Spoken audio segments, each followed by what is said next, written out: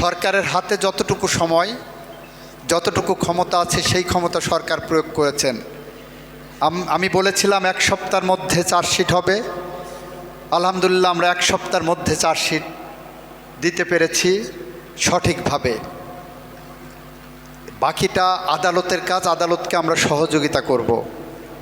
আদালত চার্জশিট পাওয়ার পরেই আগামীকাল কোর্ট খুলবে, আদালত খুলবে, সেখানে প্রথম দিনেই এই মামলাটার গুরুত্ব বিবেচনা করে শুনানির জন্য রেখেছেন।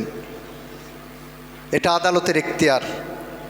আমরা শুধু আদালতের কাছে প্রার্থনা করতে পারি। আমরা প্রার্থনা করব সর্বোচ্চ সাজা, বাকিটা আদালত যেটা ন্যায় বিচারের স্বার্থে মনে করবেন সেটাই করবেন। তবে আমি মনে করি যে যেরকম সাক্ষ্য প্রমাণ আছে, আসামির দোষ স্বীকারোক্তিমূলক জবানবন্দি আছে, সেই বিবেচনায় আমাদের যে সর্বোচ্চ শাস্তি, আমরা মনে করি আদালত এই বিষয়টা বিবেচনায় নেবেন। একটি হলো সংবিধান সংশোধনের কমিটিতে বিরোধী দল কোনো নাম দিয়েছে কিনা বা কোনো মতামত পেয়েছেন কিনা, এখনও পাইনি। আমরা লাস্ট সেশনের আগে বিরোধী দলের সাথে কথা বলেছিলাম। আমরা বলেছিলাম 17 সদস্য বিশিষ্ট একটা সংবিধান সংশোধন কমিটি করতে চাই।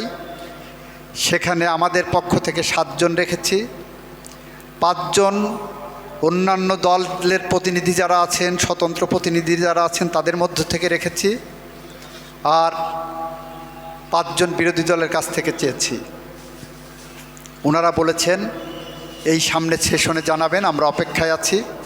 ওনাদেরটা পেলেই আমরা সংবিধান সংশোধনের জন্য জুলাই সনদের পথ ধরে হেঁটে যাব।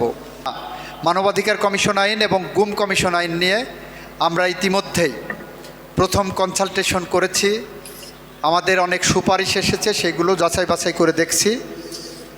আমরা পর্যায়ক্রমিকভাবে একটার পর একটা যাচাই বাছাই করে যত দ্রুততম সময়ের মধ্যে সম্ভব হয় বাস্তবতার নিরীক্ষে আমরা সেইগুলোকে সামনের কাতারে নিয়ে আসব।